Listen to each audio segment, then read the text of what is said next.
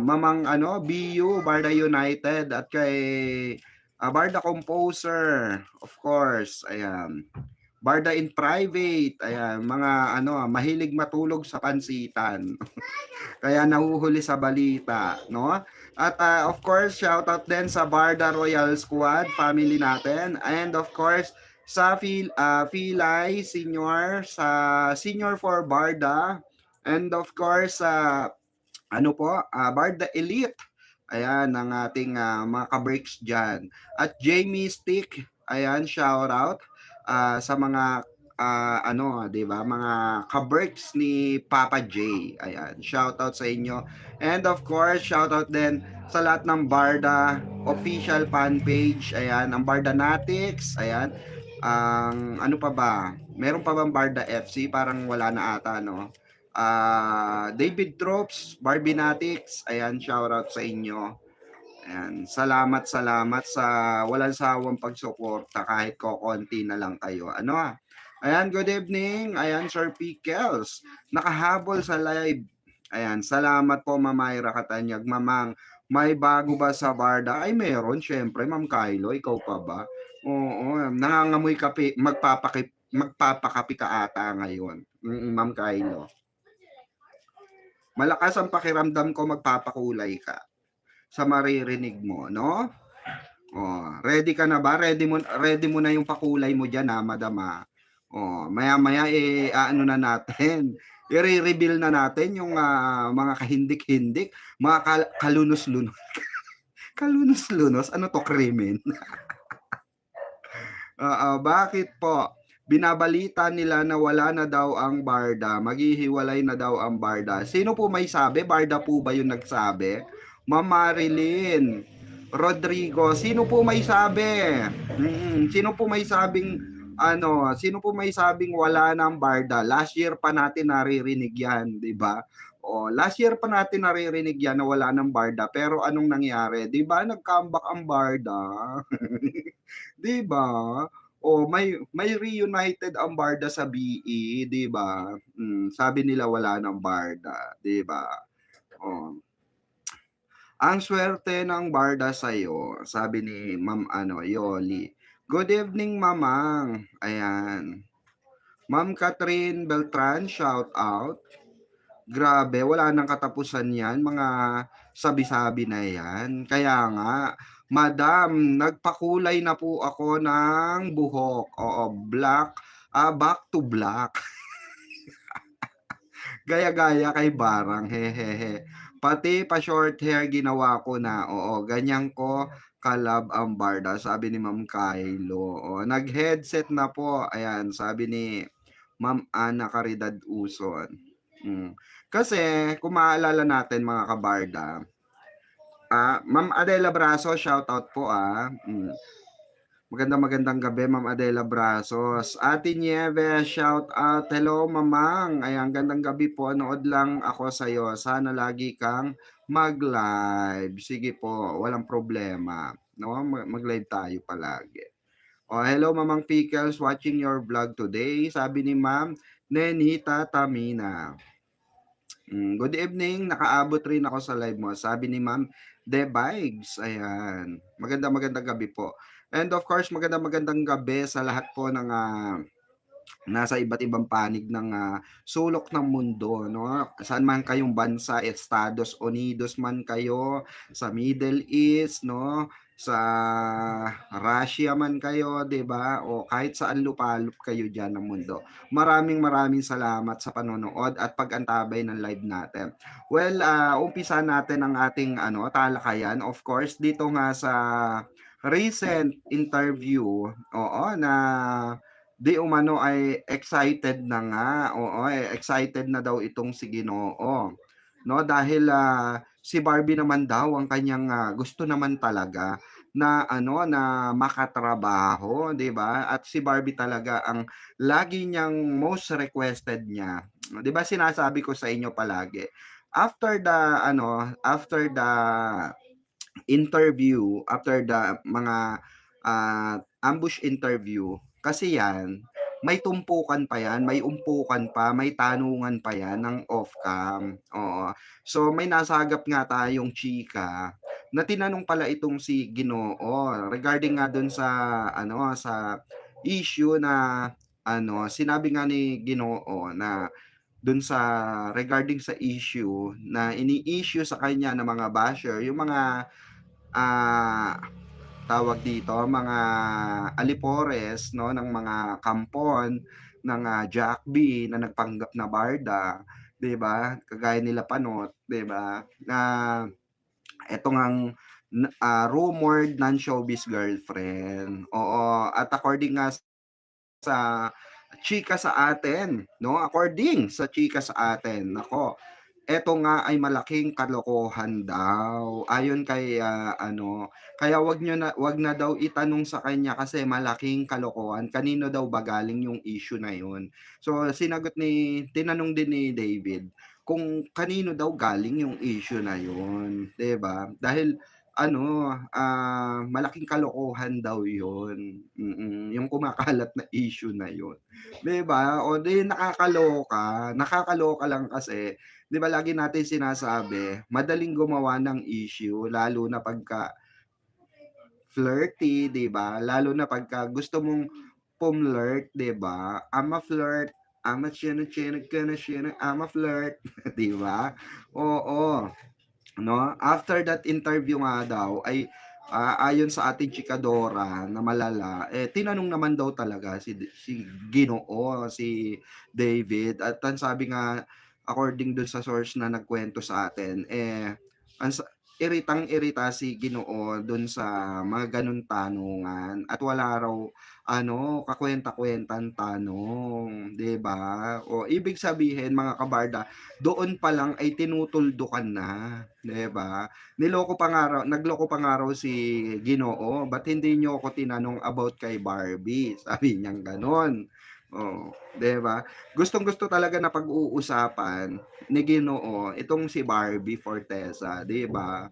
Oo, mas gusto niyang pag-usapan si Barbie Forteza kaysa dun sa rumored girlfriend, 'di ba?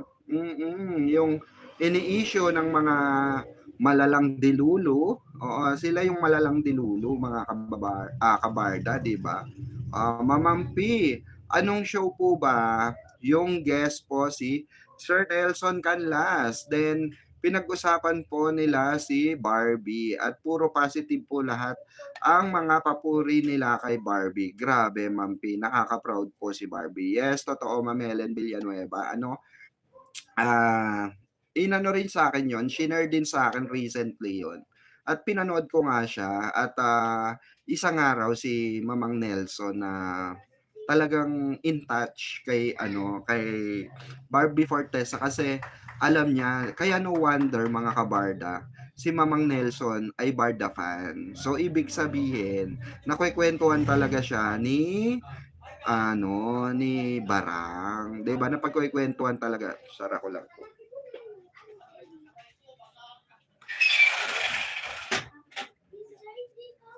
Hmm. So meaning, napagkukuwentuhan talaga nila yung mga bagay-bagay, mga personals, 'di ba? Oo, kasi masyadong ano talaga, close talaga si Barang at si Mamang Nelson. So wag na kayong magtaka kung bakit fanay si Mamang Nelson ng Barda, 'di ba? Hmm.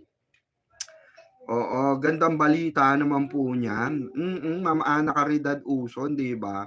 Oo, imagine ninyo, ang daming, dilulunes. 'Di ba, asa na ba yung rumored girlfriend? Bakit parang hindi na-fle-flex ng 'di ba dapat pagka-girlfriend ka, na-fle-flex ka ng na-fle-flex. So, meaning to say, tama nga yung ano, sabi-sabi ng mga ano, nasa baler, 'di ba?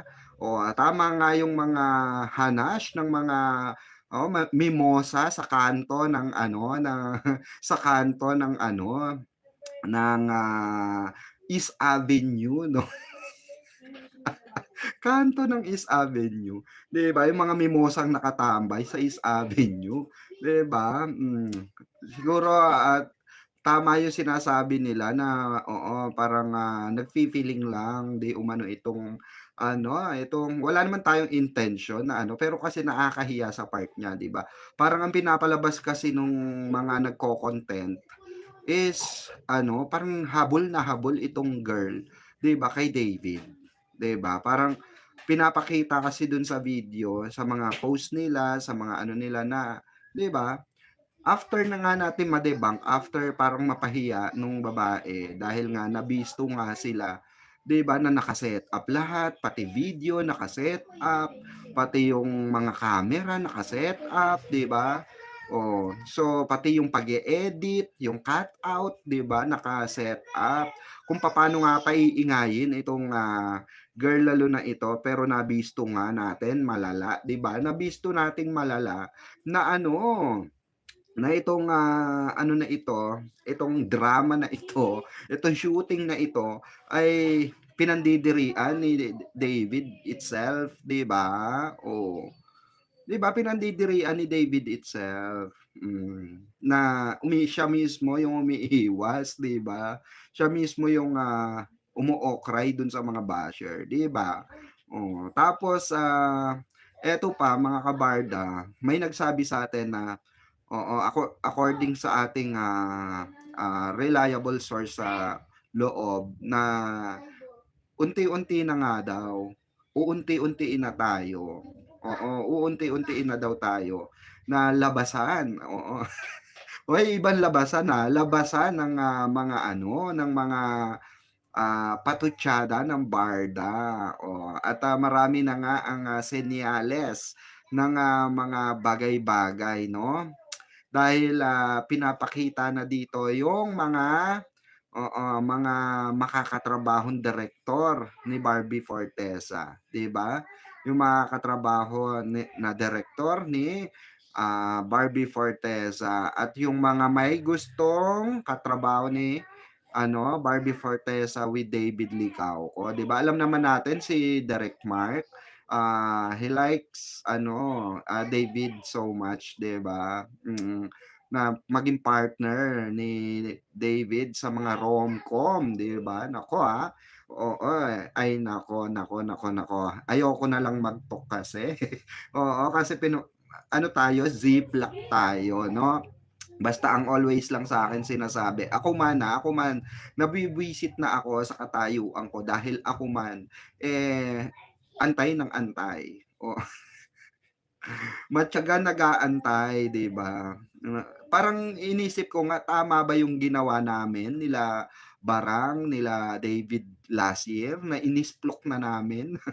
Inisplok namin na magkakaroon ng, The Return of the Comeback ng movie at teleserye ang Barda, 'di ba? O ayan tuloy na usog, 'di ba? Nag-comeback lang sila sa mga commercial.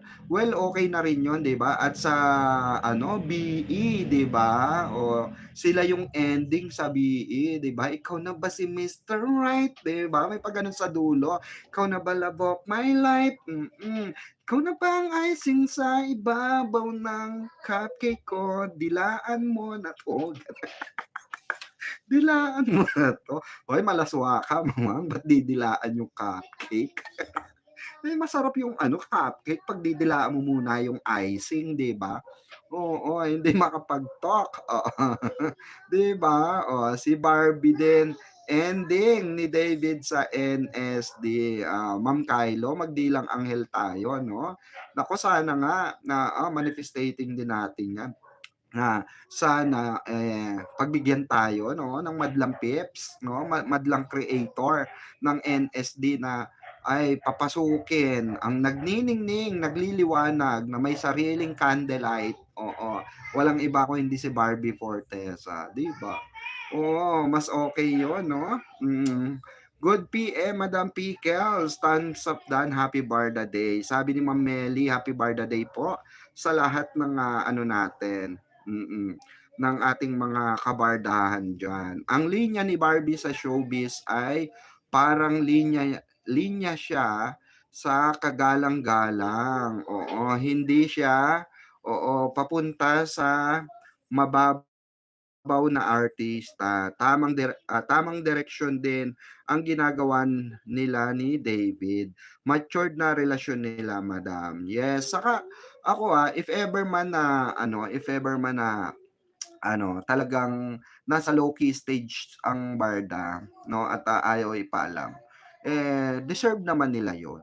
Deserve naman nila kasi totoo naman yung sinasabi ni Barbie na ang hirap kasi sa panahon ngayon 'pag nalaman na yung relasyon mo nandiyan na yung sisirain ka, diyan na yung gagawa ng issue kahit wala namang issue. Kunwari may nakatambal yung boyfriend mo o girlfriend mo, bibigyan nila ng malisya, 'di ba? Hanggang para magselos ka, 'di ba? Gano'n. Gano'n ang mga ginagawa nila, kaya patatagan talaga sa showbiz, 'di ba? Patatagan.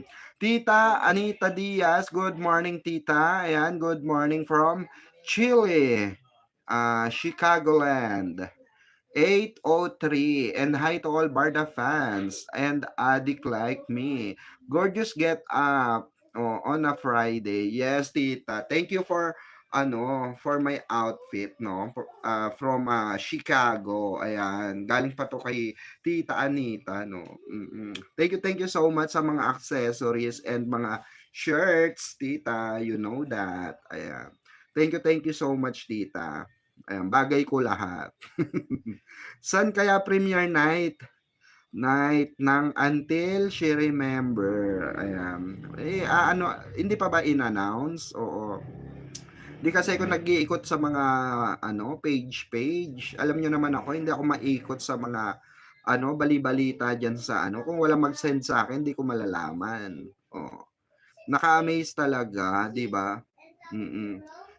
Sa movie na Until She Remember, walang script, hirap kaya nun. Mga magagaling na artista lang nakakagawa niyan, sabi ni Ma'am Kylo.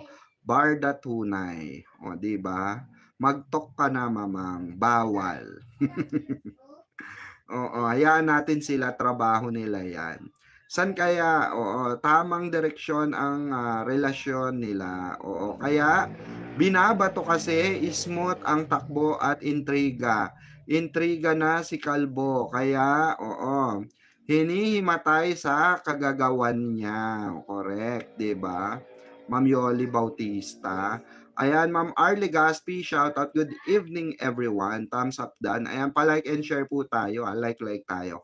Ma'am Myra Katanyag, Sir Pickles, ang daming nagko-content sa Barda, ang daming dumadaan sa wall ko at lahat yon nilalike ko. Sabi ni Ma'am Myra Katanyag. Ma'am Helen Villanueva, hi and hello. Adela Brazos, let's enjoy chatting with Ma'am P. Ayan, have a nice night to us, sabi ni Ma'am Helen. Sabi naman ni Ma'am Catherine Beltran, kaya lang hirap magtago para kung kabit na tago ng tago para makapag-date lang kayo. Ano yon? Kaya lang hirap magtago para kang kabit na tago ng tago para makapag-date lang kayo. Sabi ni Ma'am Catherine. Sabi naman ni Ma'am Marlene Suryo, ayan, sabi niya, good evening Mamang Pickle, sabi ng isang reliable source, di natuloy pagpunta ni David sa Siargao dahil sa bagyo. Kaya nagpunta na lang ang Barda sa Tagaytay at namasyal sila, sabi ni Ma'am Marlene Suryo. Wala naman ako nabalitaan. But kung totoo man yan, Ma'am Marlene Suryo, nako, 'di ba? Spread love, 'di ba? Fade away, 'di ba? Fade away. Sa SM North, The Block po. Sa SM North, The Block. I know that. February 19 po ang premiere night, sabi ni Ma'am Kylo. Premiere night sa SM North EDSA po. Gusto ko na kasi makita si Barang in person, sabi ni Ma'am Catherine Beltran. Allowed na kaya Barda makita na magkasama na? As far as I know, hindi pa po. Mama, kasi may tatapusin pa si David na mga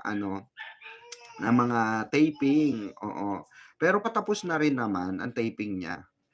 February 25 po yata black screening, sabi ni Ma'am Ana Caridad Uson. Oo. Fine-flex naman nila 'yan, kasi ako hindi ako masyado updated sa mga ganyan, 'no? Oo. Kung hindi lang din ako i-update o sa mga ganyan, hindi ko alam. Kasi hindi ako maikot talaga sa Facebook, sa, Instagram, ayan. Lalo ng Twitter, wala naman akong Twitter, 'di ba? Oh, 'pagka nag-aano ako sa Facebook, ayan, ang iniikot ko diyan politics. So, dito lang ang kinukuhanan ko lang talaga ng info kung sino yung magtsitsismis sa'kin na mga tagaloob. So, yun lang talaga yung ano ko, protocol ko 'no. Pero 'pag may mga pinapasa sa'kin na puwedeng i-content or example interview, ganyan, hindi ko nga alam na may mga interview silang ganyan. Hindi ko malalaman 'yan kung hindi dahil sa mga nagse-send sa'kin ng link. Oh, Ma'am Catherine Beltran, if I'm not mistaken, sa SM North The Block, February 19, 2026. Sabi ni Ma'am Adelina Gaspar. Oo, punta kaya David sa premiere night ng movie ni Barang 'no? Siguro i-invite naman 'yan, pero abangan natin, 'di ba? Oo, mahirap ng, mauna-una, 'di ba? Oo, tapos, hindi naman pala pupunta, 'di ba? So, aasa na naman tayo, mm. May malaking, proyekto si Barbie at David, sabi ni Ma'am Yoli Bautista. Kaya hanggang-kaya patahimikin ang fans ay gagawin nila para biglang boom 'pag bumalik sa tambalan, sabi ni Ma'am Yoli Bautista, 'di ba? Sana pumunta si David sa premiere night ng Until She Remembers, sabi ni Ma'am Kylo, "Mamang, yung Vitamilk na ube nakalagay sa likod ng car niya," sabi ni Ma'am Catherine Beltran. Kaya nga, 'no, ang dami ngang nag-aano sa'kin, ang daming nagse-send sa'kin nung link na yun na, ay, sabing gano'n, "Mamang, nagpaparamdam na sila mamang, parang may ibig sabihin yung Vitamilk, ube mamang." Oh, 'di ba? Kayo ba, nabili ba kayo ng Vitamilk? Baka naman hindi kayo nabili ng Vitamilk, 'di ba? Ma'am P, para kanino po ba yung gagawing movie na Whispers from Heaven? How true po na mapupunta daw kila Raver Cruz and Julie Ann San Jose? Alamin natin, Ma'am Helen Villanueva, kung kanino mapupunta 'yan. O, sabi nga Sir KJ, pinagbabawalan na magkita si David at Barbie kasi hindi makakatiis si David. Actually, ano po, talagang according sa ating, mga kaibigan 'no, na nagchichika sa atin, eh, puwede naman silang kung tutuusin puwede naman silang magkita kasi bibigyan ko kayo ng example, kunwari ako yung creatives ng isang teleserye. Kunwari ako yung creatives ng NSD, okey? Tapos ang pino-promote namin ay lumakas ang NSD, tama?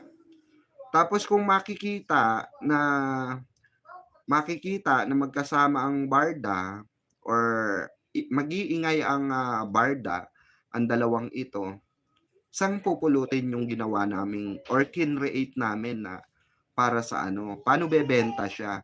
So, matatabunan, gano'n kasi kalakas ang barda fandom, mga kabarda. So, mabibwisit siyempre kaming mga creatives, 'di ba? Mabibwisit kami, 'di ba? Sayang naman yung effort namin kung hindi naman kikita yung NSD namin, 'di ba? Kung hindi man lang tatagal ng 3 months ito, 'di ba? Oh, gano'n kasi 'yun, mga kabarda. Para lang kami nag-aksaya ng efforts, pera, 'di ba? Tapos matatabunan lang pala ng barda pa rin, 'di ba?